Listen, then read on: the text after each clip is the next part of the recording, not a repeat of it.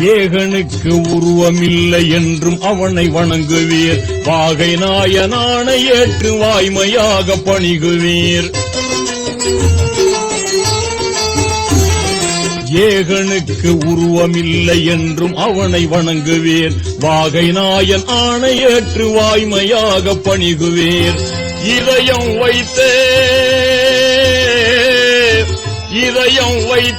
எந்நாளும் அவனை புகழ்ந்தோதினால் இன்பம் பெறுவீர்களே என்று சொன்னார்களே.